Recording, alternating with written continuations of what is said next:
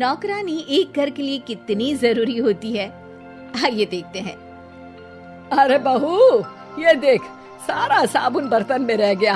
ये नौकरानी कोई काम नहीं करती, गंदा काम करके चली जाती है और ढेर सारा पैसा ले जाती है। अरे मम्मी जी, उसने तो साफ किया ही था, मेरे ही हाथ से इस ग्लास में सर्फ गिर गया था। अरे बस कर झूठी, उसे बचाने के लिए सारी जुगत लगा ले, लेकिन मैं तो इसे निकाल कर ही रहूंगी। हमारे जमाने में ना कोई नौकरानी थी और ना ही ये चिकने बर्तन। चूल्हे के जले बर्तनों को राख रगड़ कर साफ किया करती थी मैं। अरे माँ जी, मैं कहाँ बचा रही हूँ उसे, और वैसे भी आजकल नौकरानी जरूरत नहीं, स्टेटस सिंबल बन गया है। अब आप बताओ, मैं मुन्ना को नीचे घुमाने ले जाऊं तो लोगों से क्या बोलूं? झाड़ू पोछा खुद लगा रही हूँ। लोग सीधा यही पूछते हैं कि कौन सी नौकरानी काम कर रही है तेरे घर पर। अरे बस कर, ये भी कोई बात होती है? मम्मी जी, आप नहीं समझेंगी। शाम को नौकरानी घर आकर काम कर ही रही होती है कि सास को कहती है, माँ जी, एक बात बोलूं, बुरा न मानना। अरे वैसे तो मुझे तेरी शक्ल ही पसंद नहीं है, बात क्या खाक पसंद आएगी। अरे माँ जी, सुन तो लीजिए क्या कह रही है। तो मैंने कौन सा उसका मुंह पकड़ लिया है? अरे माँ जी, वो लाल साड़ी पहनती हो ना पहना करो। सास का गुस्सा अब तो 7वें आसमान पर होता है। अरे वाह जी वाह, क्यों ना पहना करूं? और तू होती कौन है ये बताने वाली कि मैं क्या पहनूं क्या ना पहनूं? अरे माँ जी, पूरी बात तो सुन लो, वो बोलना क्या चाह रही है। अरे बुरा न मानो आंटी जी। अरे कौन है आंटी? अपनी उम्र देखी है तूने?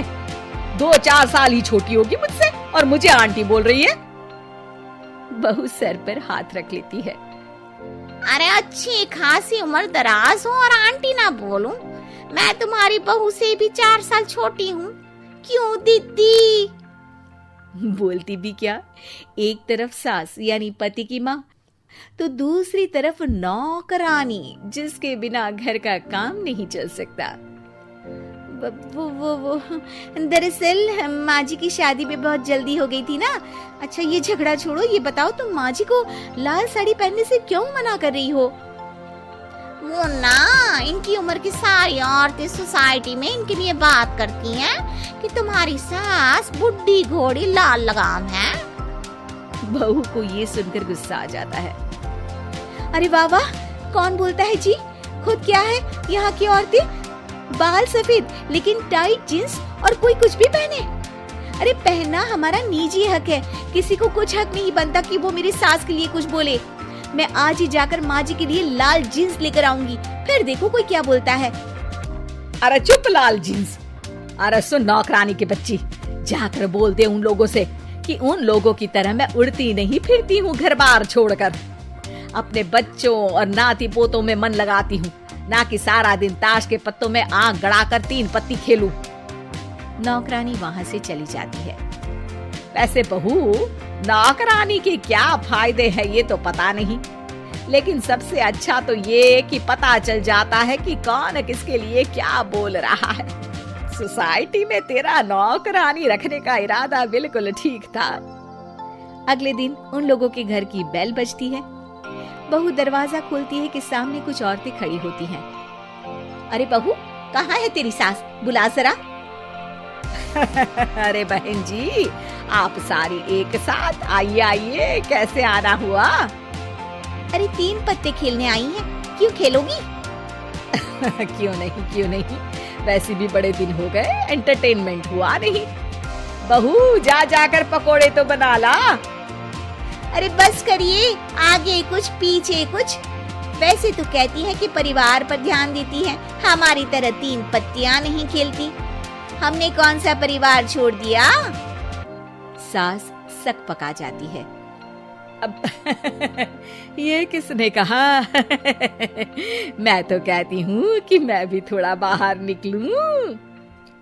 आपने ही तो कमला नौकरानी से ये सारी बात की थी। सास और बहू को अब सारी कहानी समझ आ जाती है कि सोसाइटी की औरतें क्यों भड़क रही हैं। माफ करिए आंटी, मैं छोटी हूँ लेकिन फिर भी पहले तो आप लोगों ने माँ की लाल साड़ी का मजाक उड़ाया था ना। हाँ हाँ उड़ाया था, लेकिन उससे पहले तो तुम लोगों ने हमारी जीन्स के बारे में बात की थी। अरे क्यों ना पहने हम जीन्स, तुम्हारे पैसों की थोड़ी ना है। सास और बहू सर पकड़कर बैठ जाती है। देखा बहू, ये खेल कर गई तेरी नौकरानी, यहाँ की बात वहाँ तो वहाँ की बात यहाँ। दोनों किसी तरह औरतों को समझा बुझाकर घर भेजती है और कसम खाती है कि नौकरानी को नौकरानी ही रहने देंगी।